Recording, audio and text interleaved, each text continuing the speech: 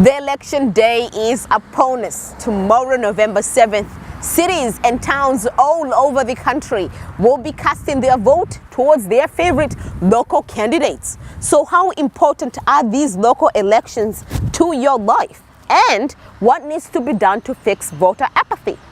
But first, have you ever wondered why November is the month of elections? And is it time to change that?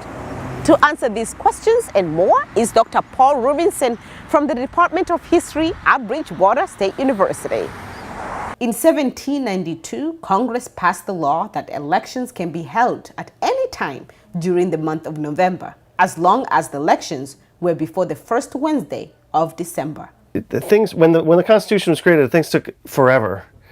And they wanted to have new turnover, when the new year started. But then, as communications got easier among states, this rule proved to be problematic, as earlier elections results were believed to influence states that had not voted yet. So in 1845, Congress changed the rule. The rule is simple. Elections can be held either the first Tuesday in the month of November or the first Tuesday after the first Monday in November. This means as early as November 2nd and as late as November 8th. Before that, it was just haphazard. It was just no one wanted to tell states what to do, so every state did it differently. Reading about why November, something that stood out to me was they talked about harvesting was almost done. Mm-hmm. People were almost finished with harvesting. And also the winter months were not, winter was not here yet, per se.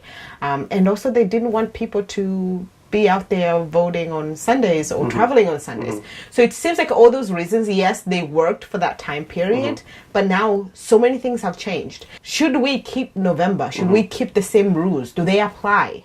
I think one thing to keep in mind is that when it comes to November, when it comes to Tuesday, when it comes to all these things, you have to remember that in the United States, the goal has often been to limit the amount of voting as much as it's been to expand it, right?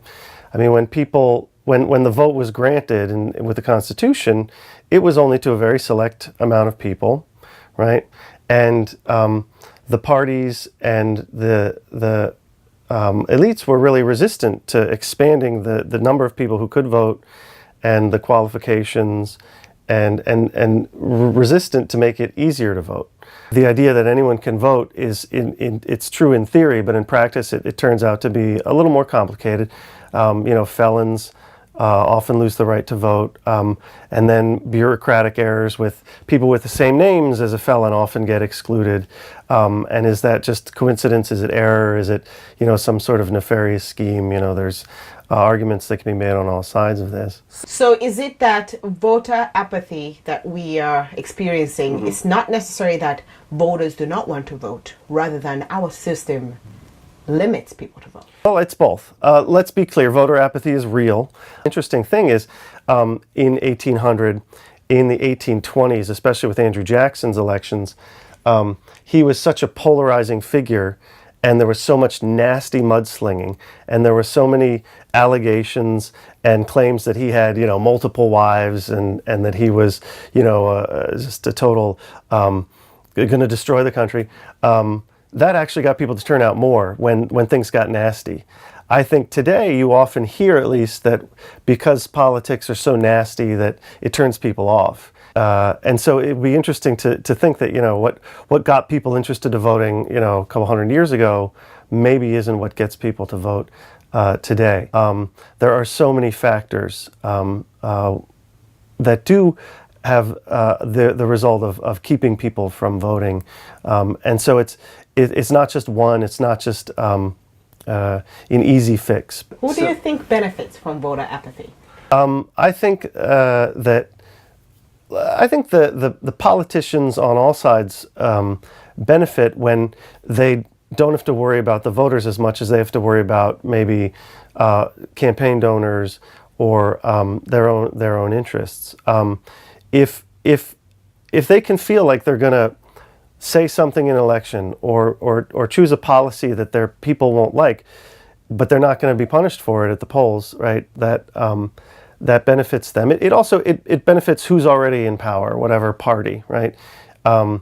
If voter turnout is low, it generally favors incumbents. So people who are already in office have a tremendous advantage just with name recognition and getting, maybe a core group of people to turn out. Now, let's get back to the elections, and especially the local elections. How important are they in somebody's life? That I think people fail to see the direct link between the person I'm voting and how this person is going to impact my life. You don't really think about it too much until something goes bad and some conservation laws get changed or something, or somebody wants to build a restaurant and there's rules against it and regulations, and somebody maybe wants to change those, or about zoning and where your house is going to be. One of the biggest things about these local elections is how your town's going to get funded.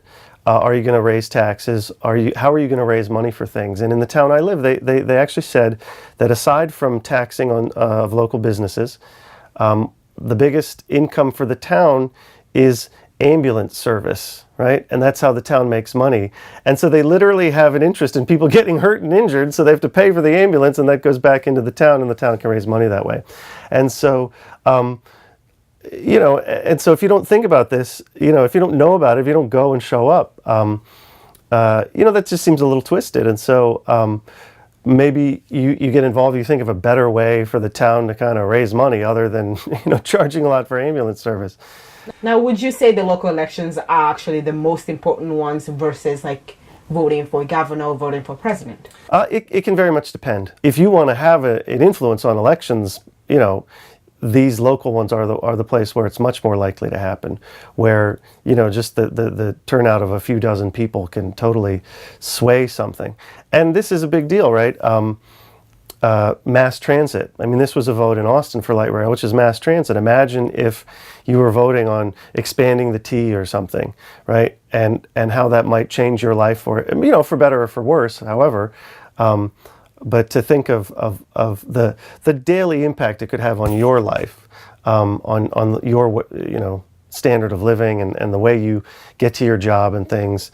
Sure, it's not going to be a Supreme Court choice. Sure, it's not going to be immigration policy for the whole nation. But your daily life, it's your vote, and to sort of not pay attention. It can be costly. Yes, and I'm glad you brought up the electoral votes. So, another rhetoric that we hear is that your vote counts. Right? Yeah. Like, that's just the number one American statement. Your vote counts. So once again, if millions and millions of people vote for somebody and then that somebody doesn't win, are we undermining our democracy? Because then, once again, you voted, but at the end of the day, I'm putting your vote to the side and I'm going with what I think will be best for you. Right. Now, one thing is that you can certainly see it that way. Another way to see it, though, is that this system that the framers of the Constitution made was so heavily dependent on the states, right?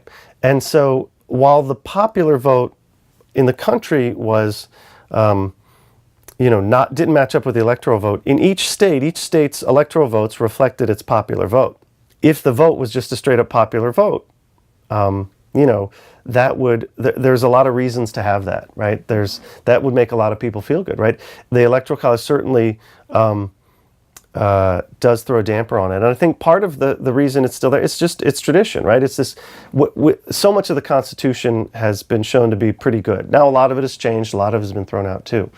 But the idea of getting rid of this part of the Constitution that the framers thought was really pretty super important, it might rub a lot of people the wrong way.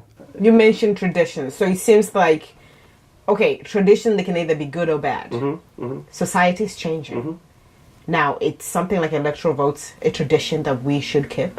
Well, listen, if you're asking me as a historian, I think it's great when things change, Yeah. It'll make it really super interesting. But I also like to just look at the idea to get rid of it is one thing you have to do is you have to have, you'd have to have Congress, you'd have to have a tremendous amount of effort gone into changing the Constitution. And the only problem with that is this vote, it benefited the Republican Party this time, right? But who's to say in the future it might benefit the Democratic Party? You don't know, right? So with the two parties in power, you know, neither one necessarily wants to get rid of something that might help them in the future, right? Oh, it harmed us this time, but what about elections in the future, you know? Now, other states do observe the election day. They take the day off. It's considered civic holiday. Some have mandated their the employers to give their employees some couple of hours without any miss of pay. Should the same thing be implemented in our state, or maybe throughout the entire country? So since we are all doing the same thing this particular day, should we try to make it easier, and the laws should be uniform throughout the entire country? That's always good, and when election laws have been uniform, turnout's gone up over the years. You know, this is what they've done over the centuries, and I think it'd be great. I mean, now technically, still everyone has the right, you know, to not be penalized for voting, and they're allowed to do it. I think it'd be great, right? The thing is that the people are going to have to demand this. Right, and like I've said before, you know, the reluctance to change voting laws is always, you know, by the people already in office, and you know, you look at suffrage, women's suffrage, you look at civil rights, right? People had to be attacked, they had to be killed before things would change, right? And people on the ground had to do that. Thank you so much Anytime. for taking your time. So please do not forget to vote tomorrow for your favorite candidates, those you think are going to bring the positive changes you want in your life. Reporting from WCTV, I am Queen Banda.